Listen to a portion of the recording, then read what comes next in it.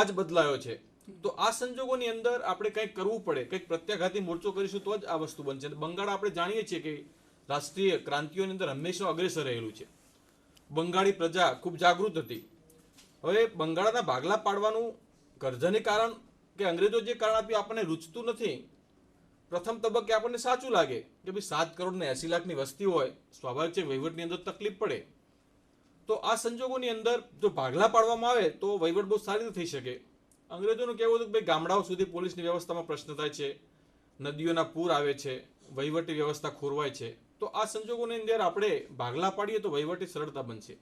પણ ભાગલા જે રીતે પાડ્યા એમણે, જે વિભાજન કર્યું પૂર્વ બંગાળ અને પશ્ચિમ બંગાળ, એના કારણે રાષ્ટ્રવાદીઓને ખ્યાલ આવ્યો કે ભાઈ અંગ્રેજો એવું કરવા માંગે છે ભાગલાની અંદર કે બંગાળી પ્રજાને બંને પ્રાંતોમાં લઘુમતી મૂકી દેવી અને એક પ્રાંતની અંદર મુસ્લિમોનો મેક્સિમમ વર્ગ આવી જાય એવું ગોઠવણ એમણે કરવાનો પ્રયાસ કર્યો.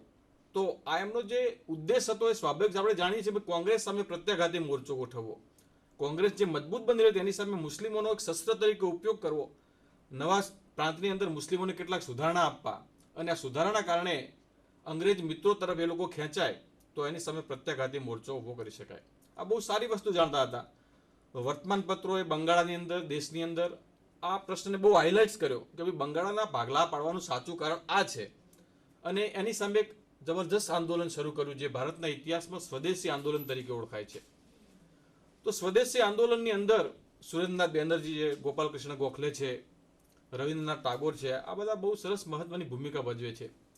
તો સ્વદેશી આંદોલનનો અર્થ જ એ હતો કે ભાઈ સ્વદેશની અંદર, આપણા દેશની અંદર જે ચીજ વસ્તુઓ છે એ બધી હાઇલાઇટ કરવાના મુખ્ય કાર્યક્રમની અંદર 3 બાબતોનો સમાવેશ થતો હતો. બહિષ્કાર. તો બહિષ્કારની અંદર સૌ પહેલા એમણે આર્થિક બહિષ્કારનું શસ્ત્ર ઉગામ્યું કે ઇંગ્લેન્ડમાંથી જે ચીજ વસ્તુઓ ભારતમાં આવે છે, ખાસ કરીને કાપડ છે, ઘડી છે, સિગારેટ છે, બૂટ છે, તો આ ચીજ વસ્તુઓ આપણે બિલકુલ બંધ કરી દો અને એની સામે સ્વદેશી ચીજ વસ્તુઓ અપનાવી જોઈએ. અને સ્વદેશી ચીજ વસ્તુઓ અપનાવીશું તો ચોક્કસ આપણા જે ગૃહ ઉદ્યોગો, હસ્ત ઉદ્યોગો પડી ભાગ્યા છે પુનર્જીવિત થશે, એક પ્રાચીન જે આપણી અસ્મિતા છે જાગૃત થશે અને આપણે ચોક્કસ પગભેર થઈશું. તો આ બાબત એમણે કરવાનો પ્રયાસ કર્યો. અને એની અંદર સામાજિક બહિષ્કારનો પણ સમાવેશ થતો હતો. અત્યારે આપણને લાગે ભાઈ સામાજિક વસ્તુ, અત્યારે તો શિક્ષણ છે એટલે આપણે જાણીએ છીએ કે ભાઈ સમાજ બહુ મોડરેટ છે, આધુનિક છે, પણ એ સમયે સમાજની પકડ જબરજસ્ત હતી અને સમાજની બહાર જીવવું હોય તો માણસને દુષ્કર બની જતું. ધારો કે જે લોકો સ્વદેશી લડતને ટેકો ના આપે, અંગ્રેજોને મદદ કરતા હોય, અધિકારીઓ કોઈની ધરપકડ કરે તો પરિસ્થિતિ શું થાય કે એનો સોશિયલ બાયકોટ કરવાનું શસ્ત્ર આ લોકોએ ઉગામ્યું, સ્વદેશી ચળવળના કાર્યકર્તાઓ. અને સોશિયલ બાયકોટની અંદર રોટી અને બેટીનો વ્યવહાર નહીં કરવો. હવે કેટલી બધી મુશ્કેલી બની જાય. ગામડાની અંદર વાળંદ હોય, ધોબી હોય, સુથાર હોય, લુહાર હોય, એ કોઈ પણ પ્રકારની સામાજિક સેવાઓ ન આપે તો આ એક અમોઘ શસ્ત્ર પુરવાર થયું. અને સ્વદેશી ચીજ વસ્તુઓ બજારમાં આવવા લાગી તો સ્વાભાવિક છે કે વિદેશી ચીજ વસ્તુઓ કોઈ ના લે તો સામે સ્કોપ વધી જાય સ્વદેશી ચીજ વસ્તુઓનો. તો કેટલાક વેપારીઓ કે કેટલાક હિત કરતા શોષણ કરવાનો પણ પ્રયાસ કર્યો. તો એની સામે ચોક્કસ વેચાણની વ્યવસ્થા કરી, પ્રાદેશિક સમિતિઓની રચના કરી અને બહુ સરસ રીતે આ આંદોલન ચલાવ્યું. અને મને લાગે છે કે આ આંદોલનને સારી એવી સફળતા મળી. એવું કહેવાય છે કે ઇંગ્લેન્ડનો જે વેપારી વર્ગ હતો એમને પ્રેશર લાવવું પડ્યું ત્યાંની સરકાર ઉપર કે ભાઈ અમે હજારો લાખો રૂપિયાનો માલ મોકલતા હતા, એની જગ્યાએ અત્યારે અમારે આર્થિક નુકસાન થાય છે, માત્ર હજારો રૂપિયાની સંખ્યામાં માલ જાય છે. તો વહેલામાં વહેલી તકે આનો કંઈક ઉકેલ લાવવો પડે. અને વર્તમાન પત્રોએ પણ સારું એવું હાઇલાઇટ્સ કર્યું. અને જે આપણો રાષ્ટ્રવાદ વિકેન્દ્રિત થયેલો હતો એને તક મળી એક સરસ મજાની રાષ્ટ્રીય ચેતના ઉભરાવાની. તો મારી દ્રષ્ટિએ ભારતના આંદોલનો જે થયા, ખાસ કરીને આપણે માનીએ છીએ કે 1857 પછીના બહુ મોટું આંદોલન હતું. 1920ની અસહકારની ચળવળ આવે છે પહેલાં જો કોઈ મોટું આંદોલન હોય સ્વદેશી આંદોલન તો 1905નું હતું એવું ચોક્કસ આપણે કહી શકીએ. બહુ સરસ બાહુભાઈ. બેન, આપ કંઈ સ્વદેશી આંદોલનમાં પ્રકાશ પાડશો? બાહુભાઈ બહુ જ સરસ ભૂમિકા બાંધી. સ્વદેશી આંદોલન ભારતના આઝાદીની ચળવળના જાહેર જીવનનું મોટા પાયા ઉપર થયેલું પહેલવેલું આંદોલન ચોક્કસપણે કહી શકાય.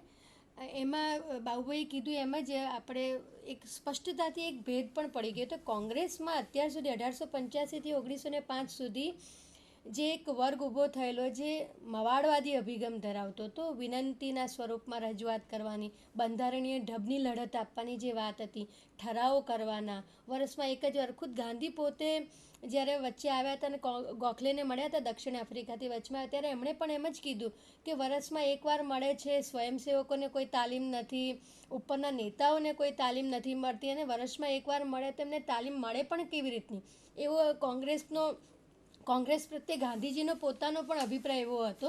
એટલે એ પ્રકારની જે સંસ્થા હતી એને બદલે એનો લોકોનો સમુદાય એની અંદર સ્વદેશી આંદોલનની અંદર ભળ્યો મોટા પાયા ઉપર.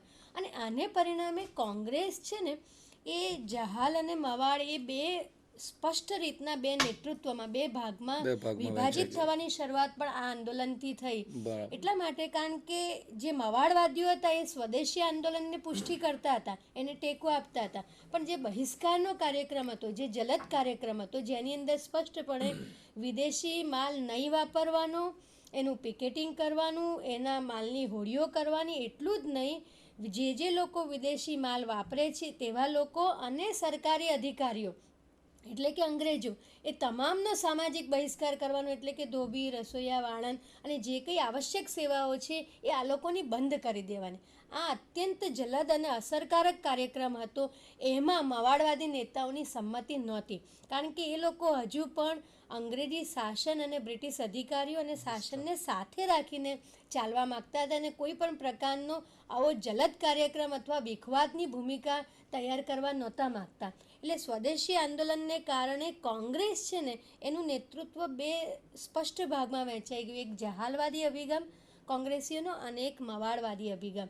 અને છેવટે 1907માં આપણા જ ગુજરાતમાં સુરત ખાતે સંમેલન ભરાયું હતું. એ સુરતમાં કોંગ્રેસના ભાગલા પડ્યા અને કોંગ્રેસ સ્પષ્ટપણે બે ભાગમાં વહેંચાઈ ગઈ.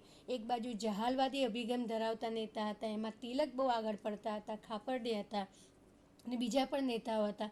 જ્યારે મવાડવાદી નેતાઓમાં ફિરોઝશાહ મહેતા હતા, ગોપાળ કૃષ્ણ ગોખલે હતા અને બીજા પણ કેટલાક નેતાઓ હતા. પણ આમ મુખ્યત્વે બે કેમ્પમાં, બે જૂથમાં કોંગ્રેસની પ્રવૃત્તિઓ વિભાજિત થઈ ગઈ. બીજું સ્વદેશી આંદોલનનું મહત્ત્વ એક અર્થમાં એ પણ છે કે સ્વદેશી આંદોલનથી પહેલી વાર ભારતની આઝાદીની ચળવળમાં ધીમે ધીમે સશસ્ત્ર ક્રાંતિકારી પ્રવૃત્તિઓનો એક વર્ગ જે વિકસિત થઈ રહ્યો હતો એ વિચારધારા પણ બહુ મજબૂત રીતે આપણને જાહેર જીવનમાં ભાગ લેતી જોઈ શકીએ છીએ. આપણે સ્વદેશી આંદોલનમાં પુષ્કળ એવી સમિતિઓ રચાય છે, અનેક યુવાનોના ક્રાંતિકારી સમિતિઓ રચાય છે. એટલે આ સશસ્ત્ર ઢબે એટલે કોંગ્રેસ છે ને એના બે ભાગ, એક મવાડવાદી અને જહાલવાદી. આ ત્રીજો જે વર્ગ છે એ વર્ગ એ સશસ્ત્ર ઢબે અંગ્રેજોનો વિરોધ કરી અને ક્રાંતિ લાવવા માંગે છે. એ વર્ગનું મહત્ત્વ પણ ધીમે ધીમે વધવા માંડ્યું. બાબુભાઈ, જહાલ અને મવાડવાદી જે વિચારધારા હતી તો એના પ્રણેતાઓ કોણ હતા? આપણે જાણીએ છીએ કે ભાઈ 1905ની અંદર બંગાળના ભાગલા પડ્યા, સ્વદેશી ચળવળ શરૂ થઈ. ફાલ્ગુનીબેને બહુ સરસ વાત કરી કે ભાઈ એનું રાજકીય પરિણામ એ આવ્યું કે જહાલવાદ અને મવાડવાદનો ઉદ્ગમ થયો. હવે આ જે ભેદભાવ હતો વિચારધારાનો એ ધીમે ધીમે આગળ જતો એટલી બધી ઉત્કૃષ્ટ કક્ષાએ પહોંચી ગયો કે જેના કારણે સુરત મુકામે બંને પક્ષો વચ્ચે ભાગલા પડવા અનિવાર્ય થયા. તો જહાલવાદીઓ ખાસ કરીને લાલા લજપતરાય, બિપિનચંદ્ર પાલ અને ગોપાલ કૃષ્ણ બાલ ગંગાધર તિલક એટલે લાલ બાલ પાલ ત્રિપુટી. તો 1907ની અંદર આમ તો અધિવેશન ભરવા માટે નાગપુરની વાત થતી હતી, પણ મવાડવાદીઓને ખ્યાલ આવી ગયો કે નાગપુર એ જહાલવાદીઓનું બહુ જબરદસ્ત કેન્દ્ર છે અને ત્યાં એ લોકો પોતાનું ધાર્યું કરશે. એટલે જે કેન્દ્ર હતું એ કેન્દ્ર એમને બદલી નાખી અને સુરત, જે મવાડવાદીઓનો ગઢ ગણાતું હતું, એ કેન્દ્ર સુરત નક્કી કર્યું.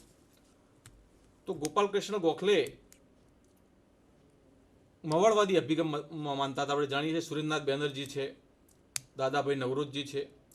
તો સુરતનું અધિવેશન નક્કી થયા પછી લોકમાન્ય તિલક 3 દિવસ પહેલા ત્યાં સુરત પહોંચે છે અને એમનું ભવ્ય સ્વાગત કરવામાં આવે છે. આપણે જાણીએ છીએ કે યુવાનોની અંદર ખૂબ લોકપ્રિય હતા.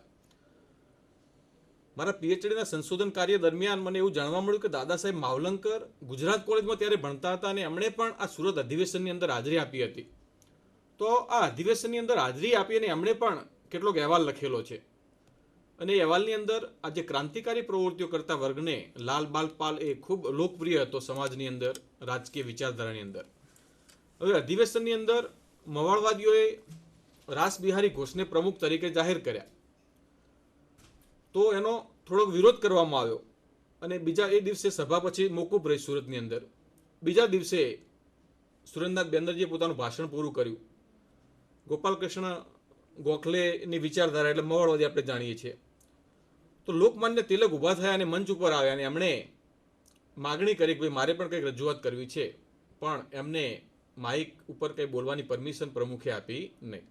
તો આ સંજોગોની અંદર એમના જે જહાલવાદના કાર્યકર્તાઓ હતા એ બધા ઉપર સ્ટેજ ઉપર આવી જાય છે અને આ પરિસ્થિતિની અંદર એક દક્ષિણી જોડો એવું કહેવાય છે કે આવીને પડ્યો ત્યાં અને મવાળવાદના નેતાઓને ક્યાંક વાગ્યો. તો આ સ્થિતિની અંદર પછી તો બંને પક્ષો વચ્ચે કમઠાણ જામી ગયું. ખુરશી માઇકોની ફેંકાફેંકી થઈ અને બહુ જબરજસ્ત આપણે ન ઈચ્છીએ એવું ત્યાં બન્યું. અને આ સંજોગોની અંદર પછી તો બધા વિખેરાઈ જાય છે અને બીજા દિવસે અલગ અલગ બંનેના સંમેલનો થાય છે, જહાલવાદીઓનું સંમેલન અને મવાળવાદીઓનું સંમેલન.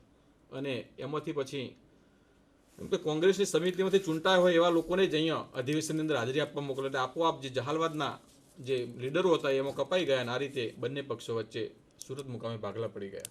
બરાબર. ફાલ્ગુનીબેન, તમે અને બાબુભાઈએ સ્વદેશી આંદોલન, મવાડ અને જહાલ, 1907નું કોંગ્રેસ અધિવેશન, આ બધું પૂરું થયા પછીનો તબક્કો ગાંધી આવે છે એ પહેલાં અને સુરત અધિવેશન, આ બંને વચ્ચેનો જે તબક્કો છે સ્વાતંત્ર્યની લડતનો, એ કેવો હતો? ઇનફેક્ટ છે ને, જાહેર જીવનમાં આપણે ત્યાં એક તો ઉપલો મધ્યમ વર્ગ હતો. જન સમુદાય, મોટા ભાગનો વિશાળ જન સમુદાય હજુ આ પ્રકારની રાજકીય પ્રવૃત્તિમાં જોડાયેલો નથી હજુ ગાંધીના આગમન પહેલાં. એટલે એક વર્ગ હતો ને એમાંય પાછા બે ભાગ પડી ગયા રાજકીય વિચારધારાની રીતે, એક જહાલ અભિગમ ધરાવનારો અને એક મવાળવાદી અભિગમ. એટલે પ્રમાણમાં જાહેર જીવન થોડે ઘણે અંશે આપણને ભારતના સ્વતંત્ર સંગ્રામના આ તબક્કામાં મંદ પડેલું જોવા મળે છે. કોઈ બહુ મોટી પ્રવૃત્તિઓ, કોઈ મોટા કાર્યક્રમો એવું કશું જોવા નથી મળતું. પણ એક બહુ જ મોટી વૈશ્વિક ઘટના આ દરમિયાન બની અને એ હતી 1914માં શરૂ થયેલું પ્રથમ વિશ્વયુદ્ધ.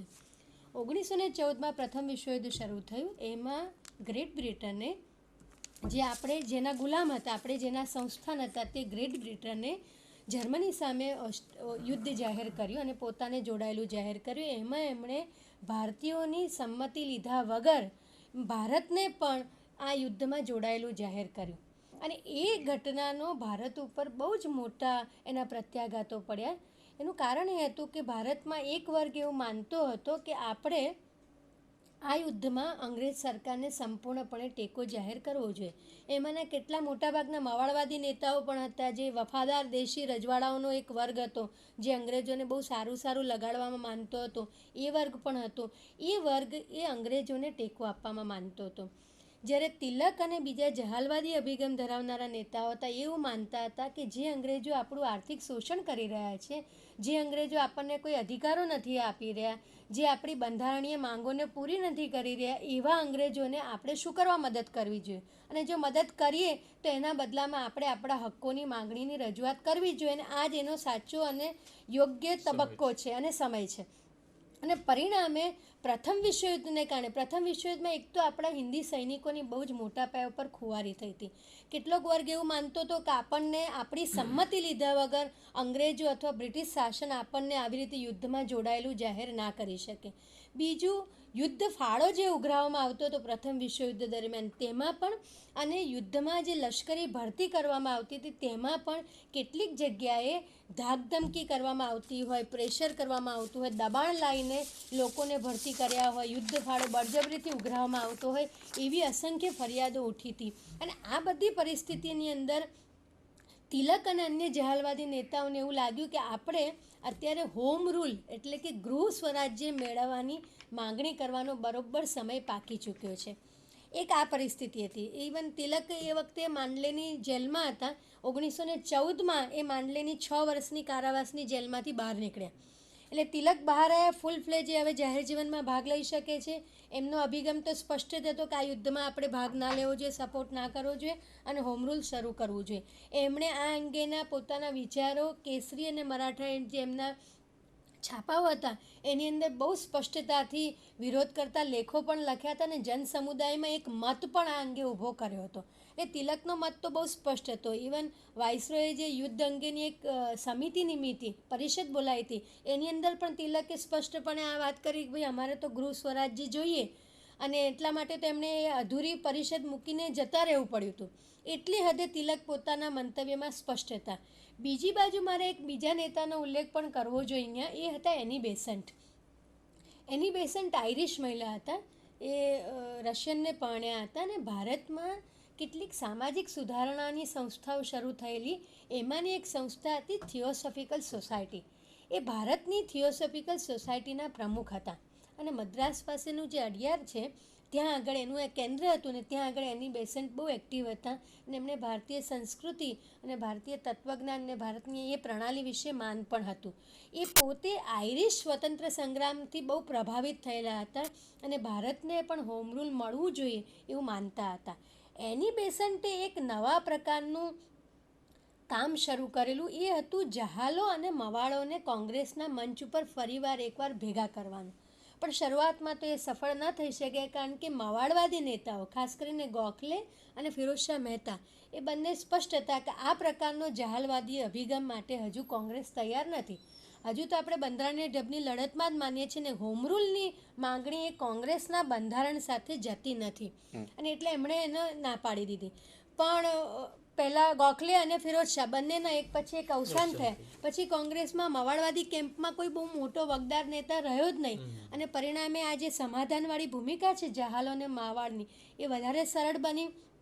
તિલક જ રહ્યા એટલે એક બાજુ તિલકે હોમરૂલનું આંદોલન શરૂ કર્યું અને હોમરૂલ લીગ સ્થાપી. બીજી બાજુ એની બેસન્ટે પણ પહેલાં કોંગ્રેસના મંચ ઉપરથી આ પ્રકારનું આંદોલન શરૂ કરવાની વાત કરી હતી. એમાં એ સફળ ના થઈ શકે એટલે પોતાની રીતે એમણે લીગ શરૂ કર્યું. આખા દેશમાં એની શાખાઓ સ્થપાઈ અને એક દેશને જે પેલું એક જાહેર જીવનમાં જે એક પ્રકારનો શૂન્યાવકાશ આવી ગયો હતો એ ભરવાનું કામ કર્યું અને છેક સુધી આ કામ ચાલ્યું. બરાબર. ફાલ્ગુની, 1918 સુધી. હા, આપણે